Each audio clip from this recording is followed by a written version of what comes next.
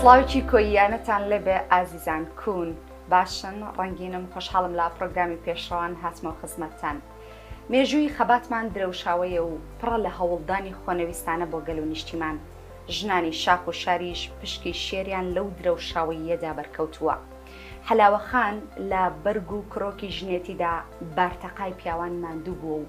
باڵادەستە لەو مێژۆی کە ئێستا بنیاتمان ناوە. ئەم جربەزەیەشی لە خێزانێکی تا بڵی کورتپەروەرەوە بۆ ماوەتەوە کە ئەمڕۆ هاتوومەتە خزمەتی بۆ شارە جوانەکەی کۆیە. ئەم کاتت باش خاتو حەلاوە. کاتت بەخێر بێن. سپاس بۆ میوانداریە. بەخێر بێن بۆ کوی باشی؟ باشین تەندروستی چۆنە؟ وڵا باشین بەهیوان باش بیت. سەرەتا سیڤێکمان لەسەر ژیانی تو ئامادە کردووە پێکەوە بینەرێ بین و دواتر دەست بە پرسیارەکان دەکەین. فەرموون با پێکەوە بینەری ئەم سیڤێ بین لەسەر ژیانی خاتو حەلاوە.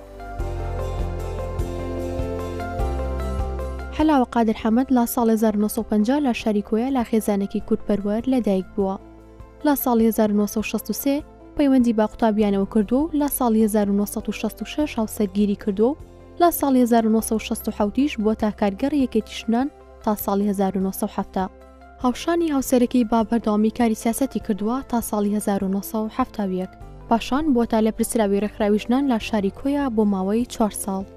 لە ساڵی 1975 لەگەڵ هاوسەرەکەی لە شاخبوونا تا شۆڕش کۆتایی هات. پاشان لە ناوشار کاری ڕێکخستنان هێنیەکانی کردووە. لە ساڵانی 1970 بۆ ساڵی 1970 ئەمری گرتنی بۆ دەرچوو بەهۆی ئەوەی هاوسەرەکەی لە نێوسەرکردایەتی هیچێتی نیشتیمانی کوردستان بوو. پاشان با بڕیاری سەرۆک مام جەلال لەگەڵ منداڵەکانی چووەتە شام. لە ساڵی 1999 گەڕایەوە بۆ کوردستان و بۆ تا کارگەڕ یەکێتی ژنان. دوای کرانەوەی مەڵبەندی چواردەی کۆی یەکێتی نیشتیمانی کوردستان بووە بە ئەندام و دواتریش بۆ تا کارگەڕی مەڵبەند. ئەم خانما لە کۆنگرەی سێ یەکێتی نیشتیمانی کوردستان و پڵنیۆمیش بەشدار بووە.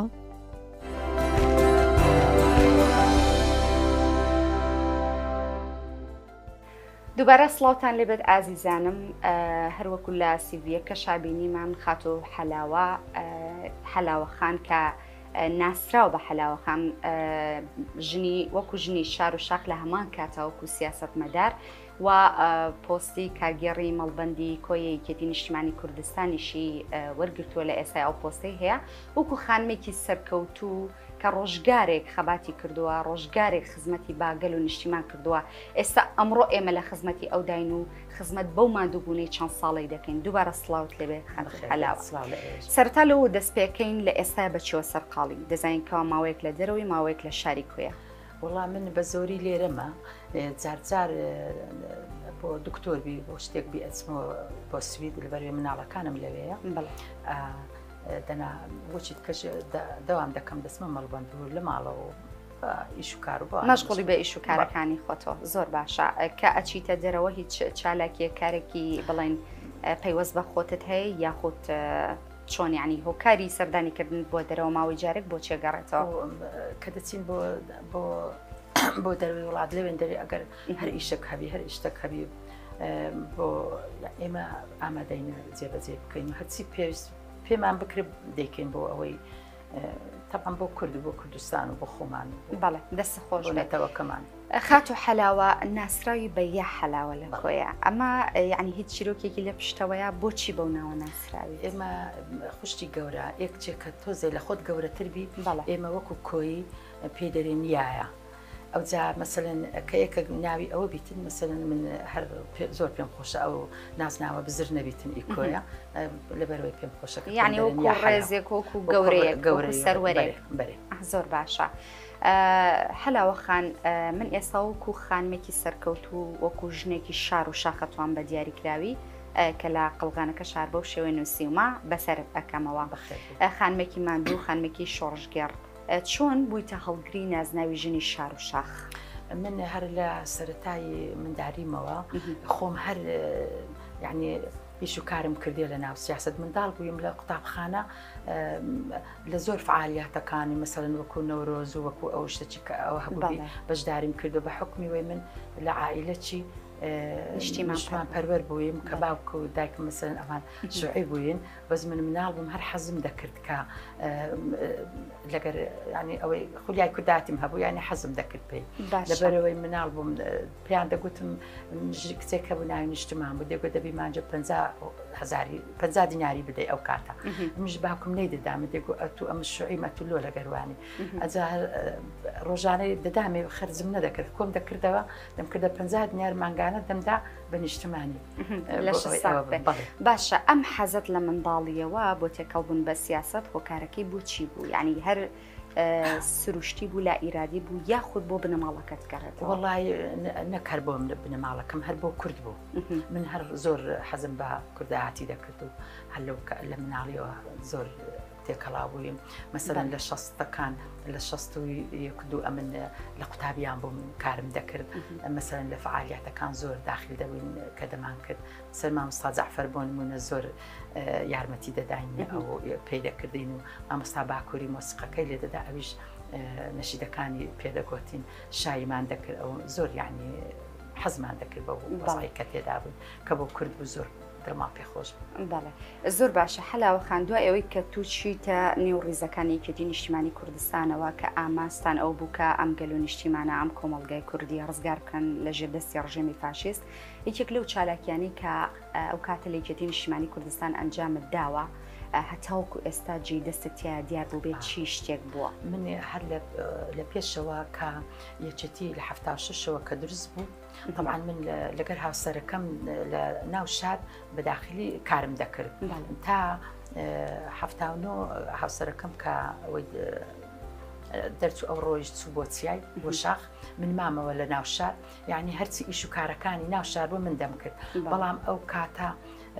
مەعساتێکی زۆر گەورە لە کۆی قەوما هەتاکو ئێستا من هەر لە بیرمە 19 شەهیدیان لە قوڕە بەرازەی شەهید بوون کاشەی شەفیق و ئەوان بۆ براکەمی لەگەر بوو ئەو کاتە من هەستام مەسەڵەن هەر یەکەی پارچەیان کفنت پێدادا بوو قەبرەکانیان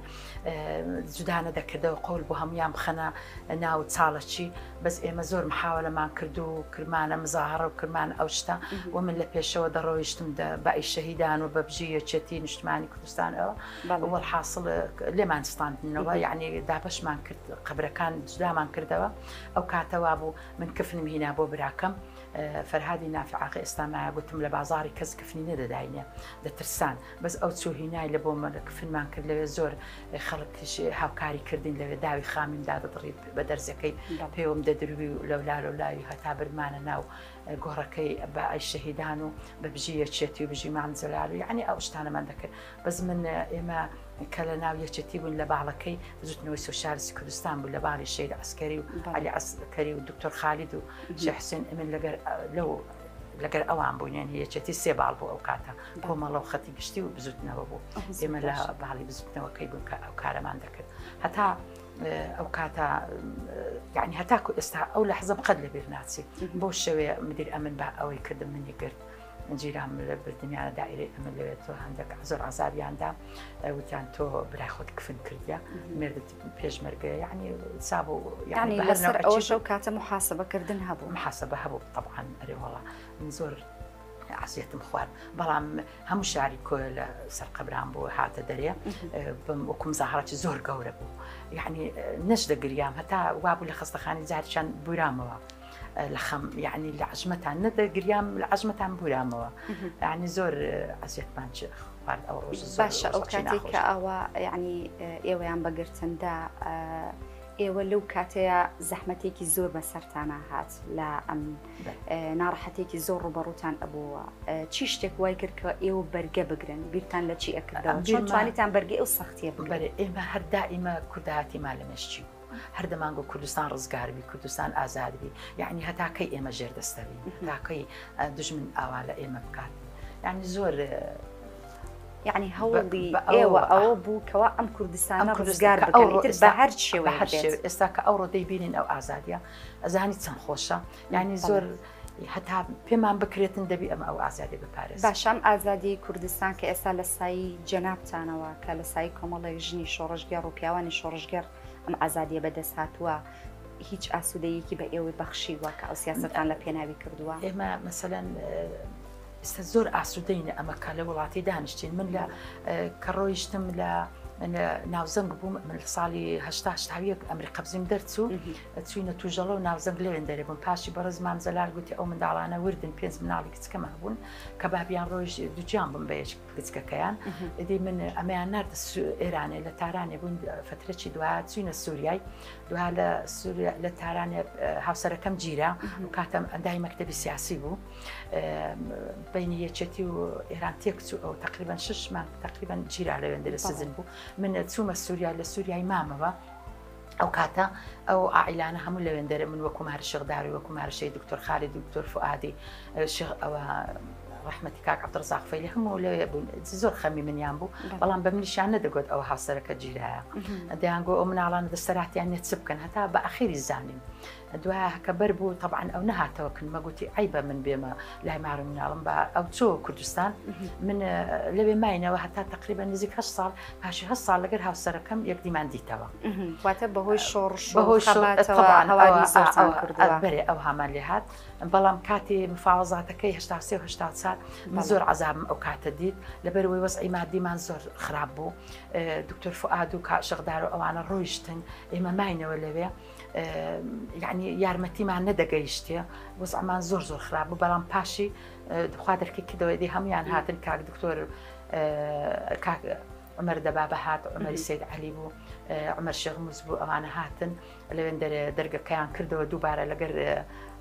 علاقەیان بەستەوە لەگەر حکوومەتی سووری ئەو کاتە سووریا لەگەر عێراق دژمنی یەک بوون یعنی ئەو کاتش ئەمە مفاوزاتمان کرد لەگەر بەغدایا زۆر ناڕەحەت بوون بەس پاشی دوای ڕێککەوتنەوە کە ڕێککەوتنەوە دوای 8 ساڵی تقریبا هاوسەرەکەم هات هاوسەرەکەشم هات لەوێن دەرە کاری دەکرد وەکو کاری ئەوە ئێمەش لەوێن دەرە کارمان دەکرد هەموو دەمێ لە نەورۆزەکان دەچوین لەگەریان کۆبنەوەمان دەکرد ینی خەڵکمان تسقیف دەکرد ینی واتە بە هاوبەشی بەردەوام ئێوە لە خەت بوون بەڵێ هەر ئەو کارانەمان دەکرد هەتاکو ساڵی نەوەت پێشی نەوەت خەڵکەکە ئەگزار زۆر هاتە شام دی هەموو ڕۆیشتن گوتیان یعنی شۆڕش دەبتە پارتیزانی و ئەو شتە دەمینێتەوە طبعا ئێمە لەوێن دەرە لە ساڵی نەوەت و ئێمە دابەش بووین هاوسەرەکەم و کچەکەم لە سووریای ماوە بۆ خۆم و سێ مندا کوڕەکەم چوینە سوید کچەکی شممە چۆ ئەوەی پەرتەوازە بوون لە چەند وڵاتان هەتا خۆمان گرتەوە هەتا کاتی ئینتیفازەکەی کە ئینتیفازە بوو ئێمە طبعا لەوێ ماین زۆرمان پێ ناخۆش بگوتمان بۆ هاتین ئەو کاتە کە خەرکەکە هەمووی ئاوارە بوو دەربەدەر بوو ئێمە هەمووی هەستین چوینە بەر دەرچی سەفاری ئەمریکی لەوێن دەرێ زۆر ئەوەمان کرد محاولەمان کرد و هاوارمان دەکرد و ینی مەرگ بەر سەدام نەمینێ و سەدامی فاشیست و عێراقی زۆر ئەو شتانەمان دەگوت والحاصل ماینەوە لەوێ هەتا بوون ساڵی ئەو کاتە بەڕز مام زەلاروان لە سووریای بوون ئەوان گەڕانەوە بۆ کوردستان ئێمەش لە وێندەرماینەوە هەتا تقریبا 2 ساڵی پێچوو سێم ساڵی بیان دوم ساڵی دوای ئینتیفازی ئەوزا من سەفەرێکم کرد هاتمەوە دیکە هاتمەوە بڕات هەبی لەسەر ئاوەکەی کە کەڕین ئەکسەر ئاوەکە من ئاردەکەم ماچ کرد گوتم ئەوە ئێمەی نەجارێکی تر هاتینەوە کوردستان ئەو ئازادی گوت یعنی زۆر بەڕاستی ئینسان نابی ئێستا و ئازادی هەیە ئێمە لە دەستی بدەین پارە پول هیچ نییە مەرجی دنیا هیچ نییە سەرۆت سامان هیچ نییە یعنی هەموو دەبیتەوە بەڵام بەرامە ئەزمونە ئێستا هەمانە تێکی بدەن قەت نابێتەوە ڕاستە زۆر باشە هەلاوەخان لە هەر پێگەیە کابێ لە هەر سەردەمێک کابێ مرۆڤ کاتێک لێ پرسراوتێک لەسەر شانێتی ئەبێ پارێزگاری لێ بکە ئێوە لەو سەردەمەیە وەکو ژنان چۆن پارێزگاریتان لەو بەرپرسیارەتێنەتەوەیەتیە کردووە کە لەسەر شانتان بووە ئێمە زۆر محافظەمان کردی حەزمان لێ بۆ هەموو ژنە بێتە دەرێ هەموو ژنە کورد کار بکە مەسەلەن بۆ نمونە ئێستا ئەو ئازادی ئێستا هەیە کە ژن پەرلەمانە ژن وەزیرە ژن ئەو هەموو ئەوە لە قەدیم نەبووە بەڵام جاران زۆر باشتر بوو ژن و لە ئێستا چووکە هەر مناسەبەک دەبوو خەڵکەکە دەهاتە دەر پیاوەکان یعنی وەکو برێ ژنەکان زیاتر دەهاتن دەر بەڵام ئێستا زۆر کەم بووە یعنی زۆر پێ ناخۆشە ئەمن هەچەند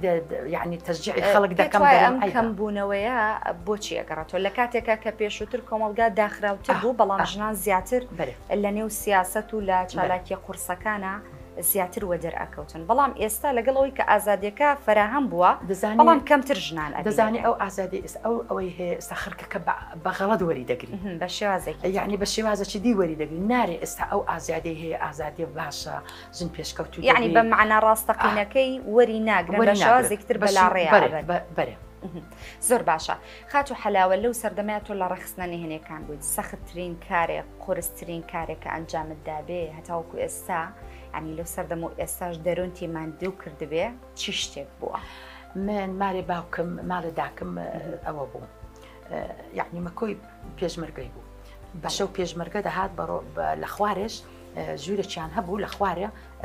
شەکانیان دەشاردەوە ئەو جا من شەوێ هەموو شەوێ لە دڵ ڕاوچێ بوو دەمگۆ ئێستا دێن دەیانگرن یعنی بەڕاستی عەزابم دێت یعنی زۆر ناخۆش بوو حتا ڕۆژێکیان کوڕێکات ئەوە چی لە ناو شار کرد شەهیدێک ئێکەچی کوژ وەرحاصڵ با ئێستاوە چۆ خلاص بووە لە کۆرانەکەیە ئەو هەباری کۆکەیە لە ناو قەدی دیوارێکی خۆی شاردەوە یعنی بەو شەوەی کە من دەچم شتم بۆ دەبر ئاوم بۆ بر بەدزی شتم بۆ دەبر یعنی دەمگۆ خوا دەبی ئەوە دەربچیتن ئەو شەو لە نێو مشتا بووە هەر زۆر ناخۆش بوو بەڕاستی دەسە خۆش بێ لەو سەردەمەیە ئێوە زیاتر تێکەڵاو بوون لەگەڵ سەرۆک مام جەلال لەبەرەوەی کەسی یەکەمی حزبەکە بووە و خاوەن ئایدیایەکی جیاواز بووە خاوەن فکرێکی حەکیمانە بووە لە ڕووی سیاسیەوە ئێوە بەرکەوتتان لەگەڵ مام جەلال هەبوو فکر و ڕەوتاری سەرۆک مام جەلال چۆن بوو بەرامبەر بە ئاراستەکردنی ئێوە چونکە ئێوە لەگەڵ ئەوە کارتان ئەکرد ئێستا بەڕز مام جەلال ئەوانە ماڵیان لە کۆیە بوو جیران بووین ئێمە نزیک بووین تەچێکیان هەبوو برند بوو ڕۆژانە مام جەلال تازە پێدەگەیگەچی تازە پێگەیشت دەهات لە سەر ئەوەکەی ڕادەوەستا هەموو جارێ ئەو جا ئێمەش دەچوین تەماشامان دەکرد زۆر جار داکم منی ڕادەچێشا دێگو ئەتو چیشت هەیە دەی تەماشا ئەو پیاوەی دەکەی دەمگو ئاخر ئەوە کورتپەروەرە ئەوە پیاوەچی یعنی زۆر ئەوەم دەکرد وەڵحاصڵ لەو کاتێەوە ئێمە لەگەر مارە مام جەلالی تێکەڵ بووین و دەمناسین و جەمیلەخانی خوشتی ئەوانە ئێمە زۆر یەکگرتو بووین لەگەر یەک بەڵام ئەو کاتەی کە شۆڕش دەستی پێکردەوە طبعاً مامۆستا عەلی هەر لە کۆنەوە لە 66 لە جەلالیەتەوە هەر لە 53ەوە لەگەر مام جەلالی مناڵ بووە ئەو کاتە کە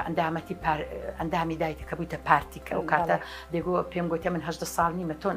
ئەندامەتی دەدەێ من ئەو گوت بووی تۆ زۆر زیرەکی یعنی لەو کاتەوە ئێمە ئەو زیرەکی و فکری کرد بۆ پێوە هەر ماینەوە هەتاوە چینە لە 60 لە کاتی لە 64 ئەو کاتەوە نەبوو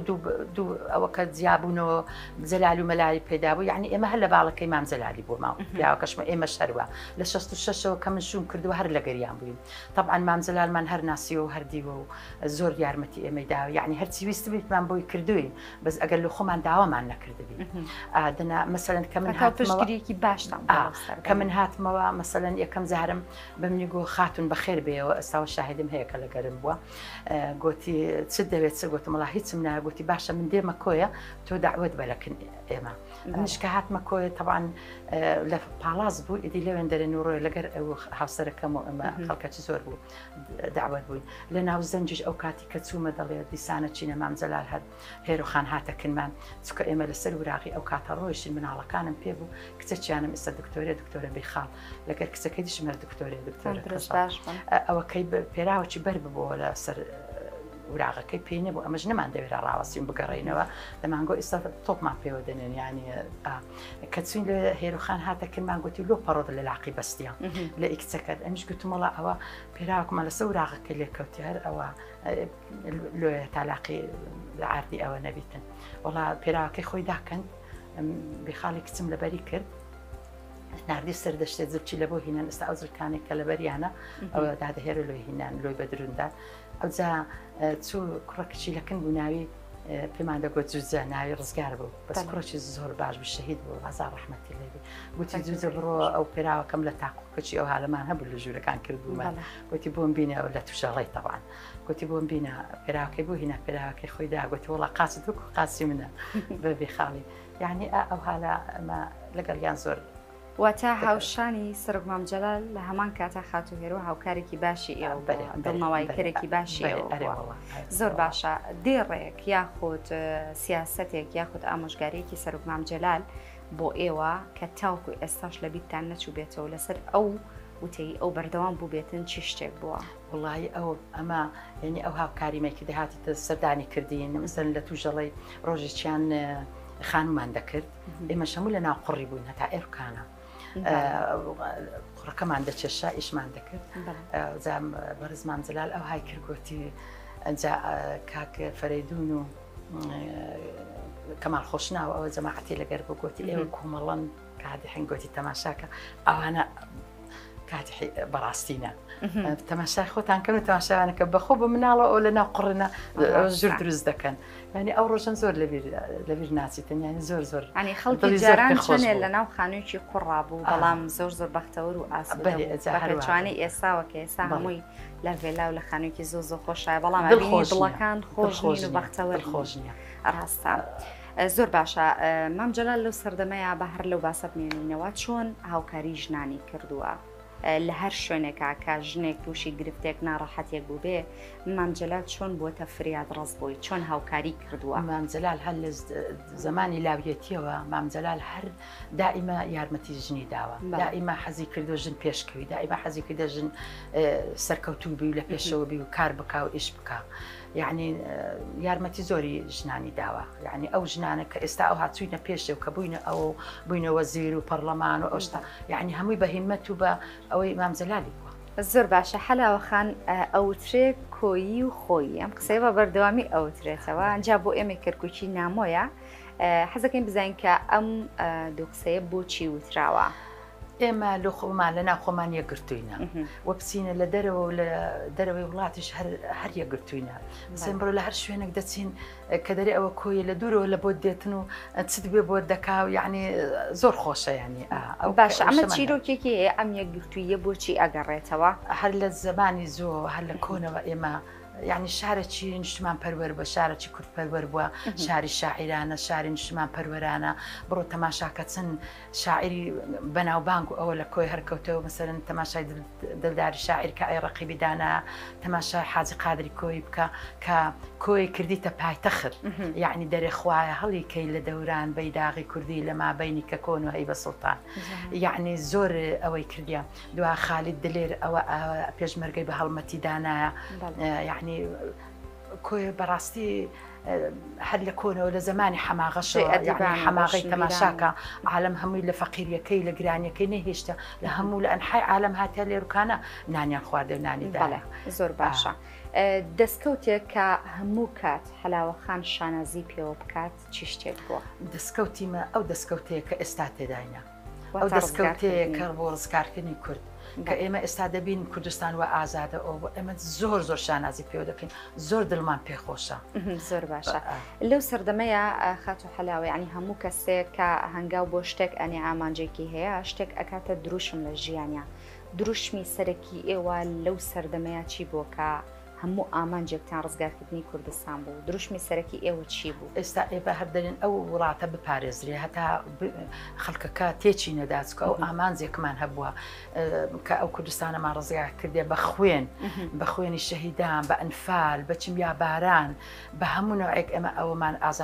ئازادیمان کە ئێستا بەردەستە و کەوتیتە دەستمان ئێمە نابێت تێچی بێ بە هەموو نوعچ دەبێ ئێمە یەکگرتو پارێزگاری لێ بکەین یەکگرتو بین و یەکگرتو ئەساسە کەمە یەکگرتو بین پارێزگاریشی لێ دەکەین. بەڵێ زۆر باشە کۆیە و کەرکووک هەردووکیان شارێکی کوردستانین بەپێی مێژوو بەپێی بەڵگەنامە مێژوویەکان و لە هەمان کات لە ڕووی جوگرافیاوە بەڵام ئەوەی تاوکو ئێستا کەرکووک نەخراوە بەهۆی ململانی سیاسی و نەخراوەتە سەر نەخشەی کوردستانی بە حکمی ئەوەش کە خۆت خەڵکی شاری کۆییت ئەم دوو شارە هەردووکیان ئازیزە هەردووکیان پیرۆزن هەردووکیان شارێکی کوردستانین چیت هەیە بۆ ئەم دوو شارە کوردستانیە؟ من هیوادارم وەکو کەرکووک ئەو کەرکووک بێتەوە سەر ڕسکەی جاران و ئەو خەڵکێک کە ئێستا لەوێ دەیبینم یەکگرتوو بن پارێزگاری لە کەرکووک بکەن مادەی سەد تەطبیق بکەن بگەڕێتەوە سەر کوردستان وەکو جاران ئەو حیزبانە یەکگرتوو بن یەک دەنگ بن یەک هەڵوێز بن ئەو ئاژاوەچی نەبن لە ناو یەک ئەوە شتێکی زۆر خراپە یعنی هەتا ئەوان یەکگرتوو بن بەرەو پێشمان دەبن هەتا ئەوان ناکۆک بن وەزعی